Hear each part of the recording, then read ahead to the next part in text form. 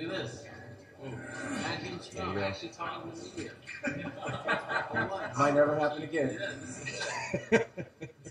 Matt, Demetrious is obviously very humble, and he says he's just a hard worker, and that's it. I mean, with what he's accomplished, is it simple enough to say he's just a hard worker, and that's what makes him so good? No.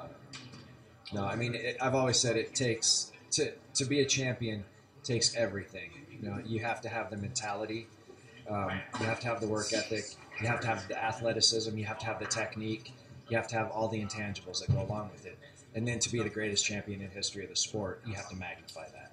So it would be an understatement to say it's just hard work. He credits you for so much success. I mean, are you able to step back and feel like, yes, I am a huge part of that? After this next fight, sure.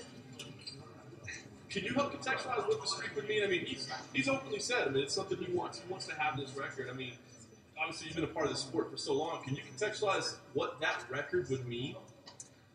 Well, yeah, I mean, two parts to that. We've been planning this since the beginning, but when he first came in and won the title or before the title, it would have been very arrogant to say this is where we're going to be at. So we've always kept that to ourselves. But all along, this has been our plan to be in this position.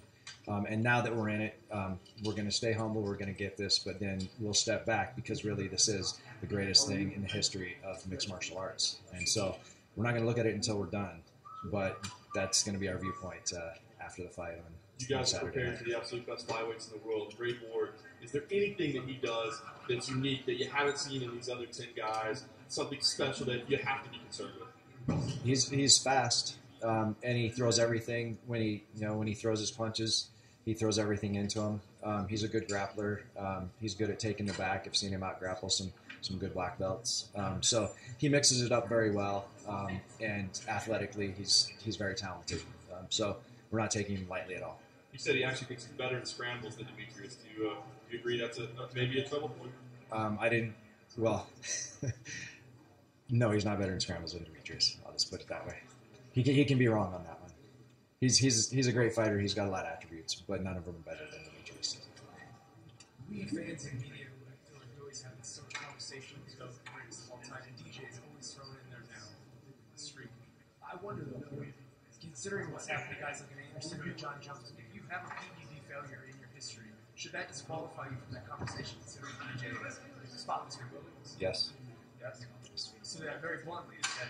Yes, of course. Because if you have a PED failure, then the things that you've done before were on PEDs. If you're gonna count that, you don't know when he was and when he wasn't. With anyone, because I'm not just singling out John Jones, but I'm singling out anyone who's taken drugs to accomplish their goals. Are we just going to then open it up and say, let's see what Demetrious Johnson would do with PEDs in his system? Because then we can compare him to those guys. But he's done more than any of the guys, and he's beaten guys who are on PEDs, anti-defense, who tested positive later. And he's done all that without taking anything, and he never will. I mean, he doesn't even do supplements.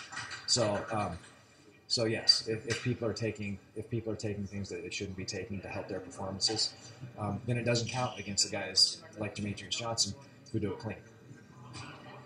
DJ just called you his best training partner going back to Edmonton. You were injured, and so he was upset that he couldn't train with you as hard. Did the extra month help? I think he actually enjoyed it. Okay. Yeah. He said not training with you? Yeah, well, he enjoyed. No, actually, I mean, he looks at the positive side of everything, and he said that was the first time in Edmonton. That was the first time where he got to just work with Brad and have me stand over the top and watch and criticize and point things out and whatever, make him do things perfect. Whereas when I'm grappling with him, I'm just working and I don't do that as much. So there was a good side to that too. How was your knee? It's getting better. So were you able in that extra month to train with him, or did you step back? We kind of kept the same process through the last month, but in the last week or so, I've been jumping in with them, and while I'm here, I'm doing that as well. DJ said that it's his goal to beat you. Yes. Will that day ever come? I hope that day comes, but I hope it doesn't come for a while longer. Yeah. Thank you, guys.